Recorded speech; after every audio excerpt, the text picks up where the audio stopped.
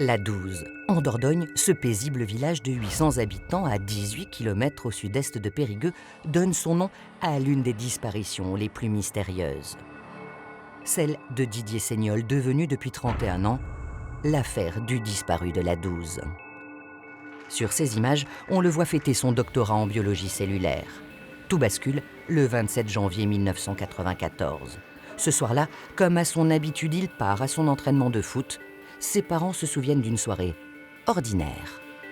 Didier est rentré de Bordeaux vers 19h. Il avait passé 2 jours pour un concours de la police. Il s'est assis à table, il a mangé un petit peu et puis il m'a dit « je terminerai quand je reviendrai ».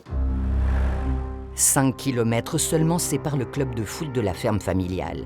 Une route où Didier a été aperçu pour la dernière fois par un de ses équipiers. C'est arrivé ici que j'ai vu une voiture arrêtée qui était en haut de la côte. J'ai ralenti, je me suis dit oh c'est Didier et il a dû s'arrêter. Et c'est le lendemain matin seulement que j'ai appris que Didier avait disparu. Ce jour-là, sa voiture est retrouvée à quelques centaines de mètres de la ferme des Seignol, sur le parking de la gare. À l'intérieur, pas de traces de lutte, pas de mots, pas d'indices. Mais des détails intriguent les gendarmes. Le véhicule n'est pas verrouillé, les clés manquent et aucun train ne s'est arrêté ici depuis l'entraînement de football. 3 hypothèses ont été ouvertes dès le début de l'enquête. L'hypothèse du suicide, la fugue volontaire ou l'hypothèse criminelle. Aucune n'aboutira. Où en êtes-vous de votre progression en limite de la crête, pardon? Et si Alpha 2, j'ai envie de retraverser de 300 mètres. Des recherches terrestres et aériennes se succèdent. Mais là encore, les battues restent infructueuses, sans surprise pour les proches du disparu. Nous espérons qu'ils ne trouveront rien. Et moi, j'en suis pratiquement certain. Je pense à la fugue, au suicide, et nous n'y croyons pas. Une conviction à l'époque partagée par la petite amie de Didier Seignol.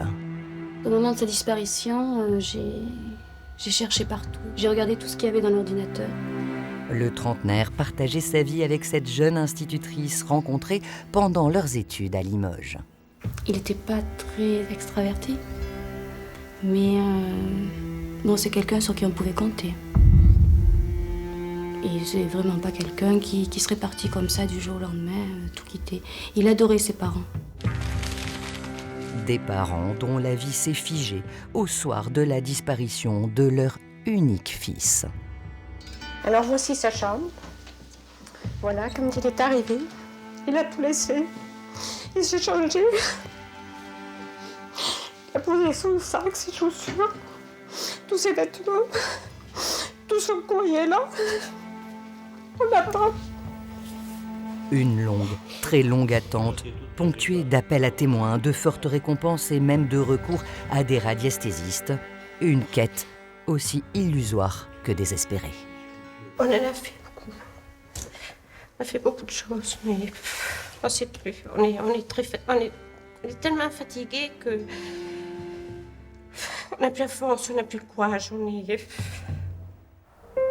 31 ans plus tard, après des décennies dans le hangar familial, la voiture de Didier est partie à la casse. Le terrain de football est lui aujourd'hui devenu un pré. Anne-Marie reste une mère pétrifiée dans sa douleur et Claude, son mari, n'est lui plus de ce monde. Fermée 3 fois, l'enquête suite à la saisine de la famille est aujourd'hui rouverte par le pôle crime sériel ou non élucidé de Nanterre. Ça, c'est un espoir et c'est énorme pour nous. Enfin, c'est peut-être le dernier, mais en tout cas, c'en est un. Une ultime chance de savoir ce qu'il est advenu de Didier Seignol ce soir de janvier 1994. Comment s'est-il volatilisé en rentrant chez lui? Pourquoi n'y a-t-il ni trace ni indice? La Douze livrera-t-elle un jour son secret?